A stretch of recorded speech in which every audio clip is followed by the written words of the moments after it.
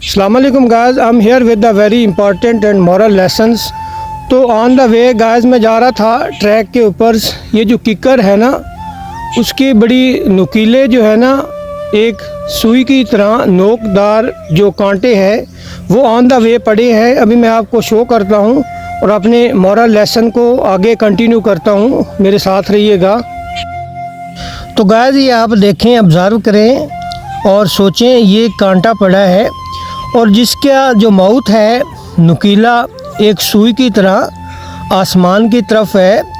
ये अगर चलते शख्स को पाँव में चुभ सकता है, किसी की बाइक पंचर हो सकती है, किसी का अगर साइकिल है तो वो पंचर हो सकता है। तो हमें चाहिए कि ऑन द वे अगर इस तरह कांटे पड़े हैं उनको उठाएं और उस जगह फेंकें जहाँ से लोग गुजरते ही नहीं हैं।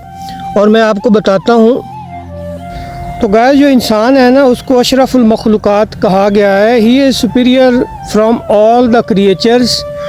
उसके पास अकल है, तो विजडम डिमांड दैट, अकल का तकाजा ये है कि इस तरह की अगर कांटे ऑन द वे पड़े हैं हमें उठा लेने चाहिए।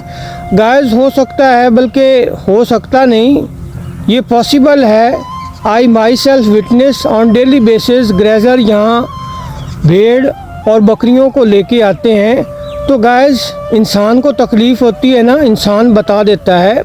इंसान अपनी फैमिलीज़ को, अपने घर वालों को, अपने माँ बाप को बताता है कि मेरे फ़लाँ हिस्से में दर्द है। तो गाइस ये जो मासूम जानवर हैं जिनकी ज़बान नहीं, जो बेज़बान होते हैं, अगर उनके पाँव में इस तरह के कांटे नुकीले चुभते हैं तो वो कैसे बताएंगे। हमें इस चीज़ पे अमल करना है कि हज़रत उमर रज़ी अल्लाह ताला अन्हु का दौर है और आप फरमाते हैं कि if a dog dies near the river Euphrates Umar would be responsible on the day of judgments. तो गाइस अगर इस तरह के कांटे पड़े हैं, हमारा क्या जाता है, हमें एक जगह से उसको उठाना है और दूसरी जगह पे फेंक देना है और इनको वहाँ फेंकें जहाँ इनकी औकात है। मिसाल के तौर पे ये देखिए, at the back of me ये कांटेदार झाड़ियाँ हैं।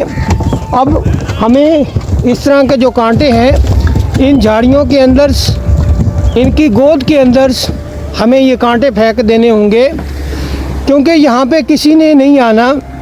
जिसने भी आना है उसको पता है, he is observing, he is seeing, कि अगर यहाँ आएगा इन बिटवीन तो उसे कांटे जो हैं वो चुभ सकते हैं। लेकिन ऑन द वे बाज़ औक़ात लोग ख्याल में नहीं होते या अपने सामने नहीं देख रहे होते, तो इस तरह के जब कांटे उनको चुभते हैं तकलीफ़ होती है और होना भी। आज हम तो ऐसे नबी पाक सल्लल्लाहु अलैहि वसल्लम के उम्मती हैं कि आप सल्लल्लाहु अलैहि वसल्लम की हदीस है कि तमाम जो मुसलमान हैं उनकी मिसाल ऐसी है जिस तरह के एक दीवार के अंदर ईंटें एक दूसरे से जुड़ी होती हैं। तो हमें मुत्तहिद होना है, आपस में इत्तेहाद रखना है।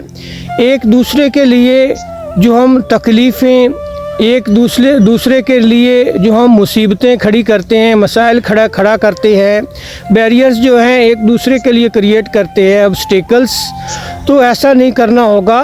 गाइस आज हम हैरान हैं कि हम तो वो कहते हैं ना कि फंस गई जान शिकंजे अंदर, जिमें वेलने विचू गन्ना, रो नुआख रो मोहम्मद, आज भी आँखें तमन्ना, अफसोस सद अफसोस। गाइस आज हम तो ना शिकंजे तान के खड़े हैं कि किसको कैसे अपनी ग्रिप में लाना है, अपने जबड़ों के दरमियान उसको लाना है और उसको चबाना है।